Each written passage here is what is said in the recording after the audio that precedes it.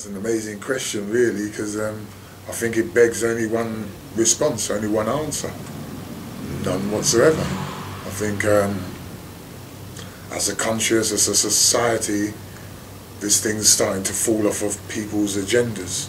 To be wholly honest, I think that when the Race Relations Amendment Act came in 2000 or late 1990s,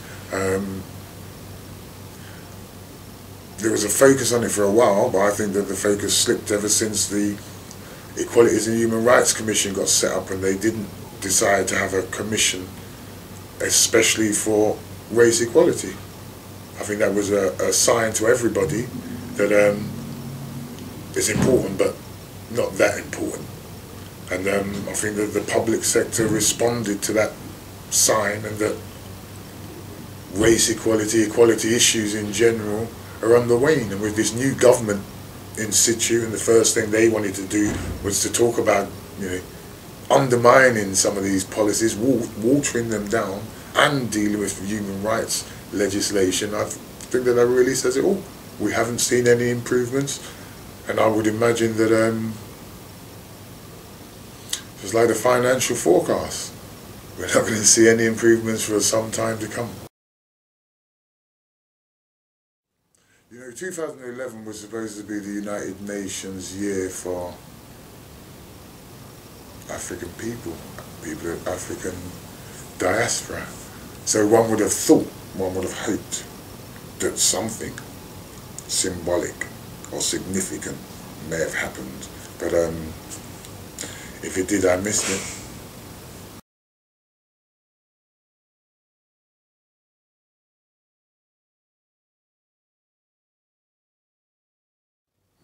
I'm very involved in the things that are going on in Tottenham around the killing of Mark Duggan, and then the riots that ensued out of that. Terrible, terrible way to end 2011. So my hope for 2012 is that the government, I know this is more than a hope, this is an absolute wish that, I don't expect to be granted anytime soon, but that the government pays heed, pays attention, stops doing these stupid knee-jerk reactions that they're doing.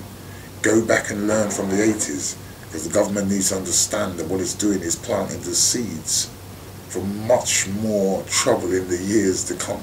They've wholly misread this whole entire thing. And my hope for 2012 is that rather than just looking to punish and persecute, and by that I mean sending people to prison and then persecuting them by cutting their benefits or removing them from social housing, rather than going down that route, we try to see that we should take this as an opportunity to learn, because we know that riots give voice to the voiceless. And if we leave them voiceless, then I think that we can expect more of this on the streets.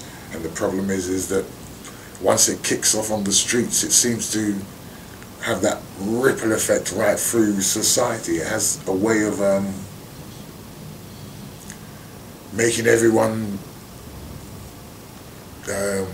take their own side or hold their own corner, which ultimately then ends up kind of splitting people apart, which really isn't helpful to no community, and obviously wouldn't be helpful to the whole society.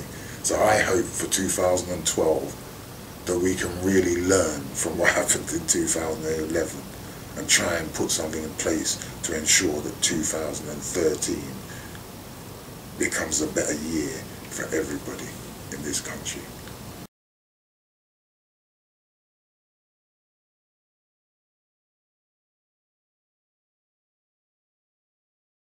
I don't want to be seen as an angry man, but I'm angry.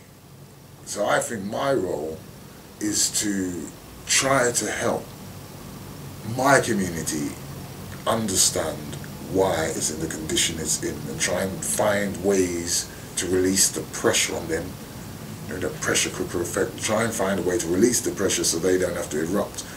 And the way that I think to do that is by trying to impress upon the wider society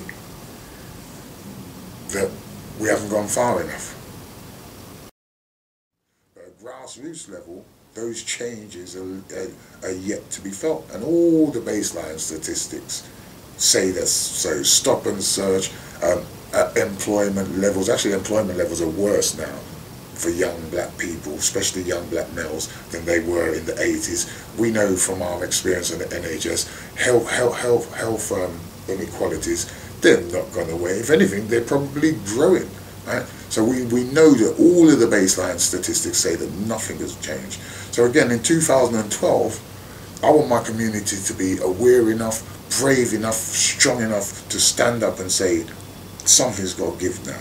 Not to riot, not to take to the streets in that way, but to stand up and say, something's got to give now. Enough is enough. I've lived my whole entire life like this. I want to hope that in my latter years, because they're now starting to call me an elder in the community, I want to hope that in my latter years, I can not have to be an angry man. And I don't have to be the community's battering ram, trying to batter down the doors to some of these institutions.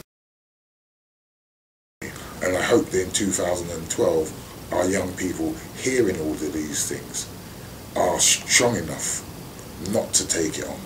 And if they do take it on, to take it on in a way that they say that we're actually going to prove these buggers wrong, rather than behave in a way that may actually reinforce what these buggers really believe.